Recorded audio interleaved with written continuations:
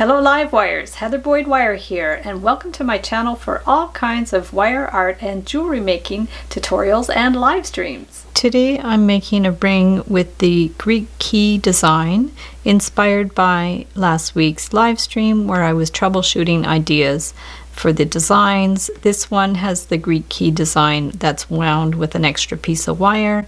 The one today I made with one piece of wire. What you're going to need for this project are your tools. I have flat pliers, round pliers, and cutters. I have a ring cone, and I'm using 20 gauge artistic tarnish resistant brass wire. So I'm starting with 15 inches of 20 gauge wire, and a couple inches from the end I'm going to start the design. So you can use a measurement if you want on your pliers, or you can use even a ruler if you want, or you can just eyeball it. So I want to go like at a little less than a 1/4 inch in here.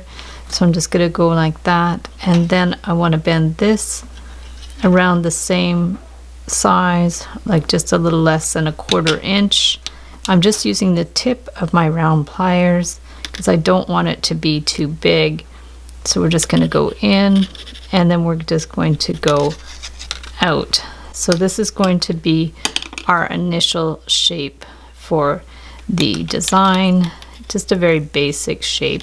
And then over here, we're going to just go past here and go up and just wiggle it around. If you have to get it positioned properly, you can just hold it and kind of push it down a bit. And then here, we're just going to go straight across and try to make this the same length as that. We're just going to eyeball it, but you can measure it.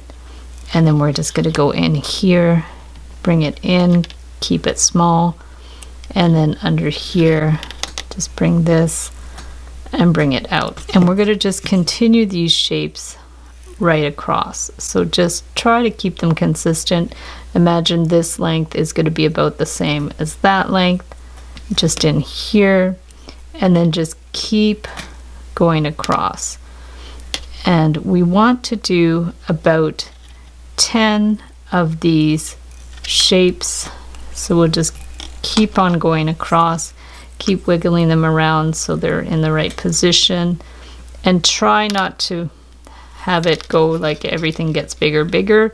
Try to keep them as close the same size as you can. So once you have about 2 inches in length, I actually have about 9 of these. We're going to take the pliers and bend this up, sort of straight up there, and then we want to bend it back. So we're going to take this and just bend it so it's above the pattern, just like that.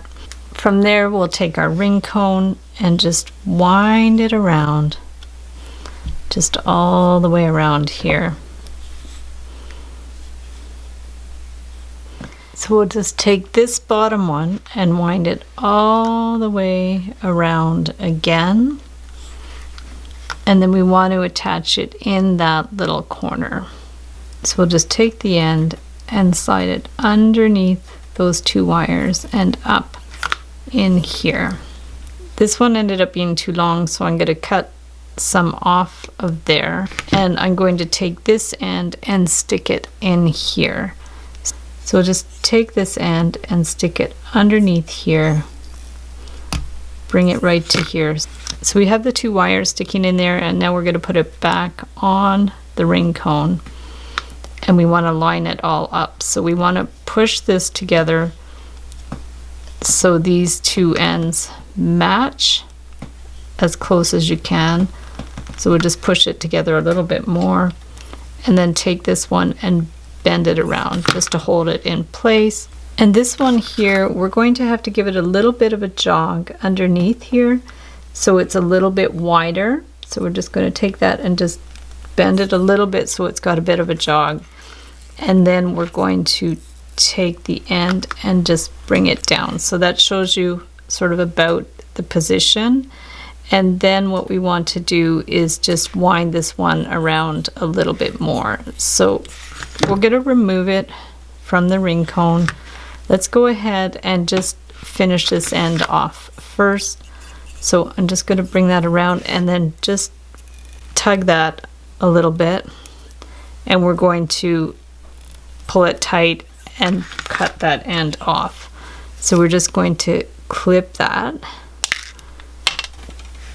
We want to just push the end in so it's flush. So that end's finished, and then we have to flip it around and we have to finish this end. But we want all of these to line up. So push it back on the ring cone, make sure it's in a good position, and then from there just make sure this is pushed down nicely, and then we can remove it again. Hold it in a way that this stays lined up, and then bring this one in and then out in this little space here. Okay, and it's just, all it's going to do is reinforce these two wires so they stick together. So we're just going to take this,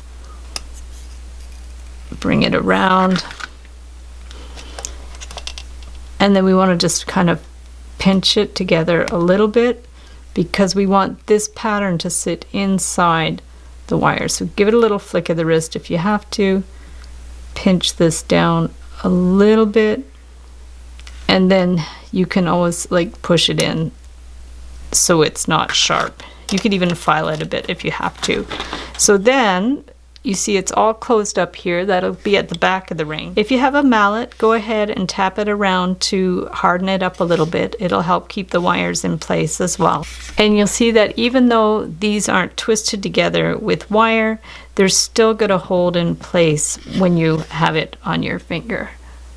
So you see I have two different sizes. This original sample had 10 little keys on it, and this one has 9, so it's a little bit smaller. So thanks so much for watching the video. Give it a big thumbs up if you liked it. Be sure to subscribe to my channel for lots more wire art and jewelry making videos.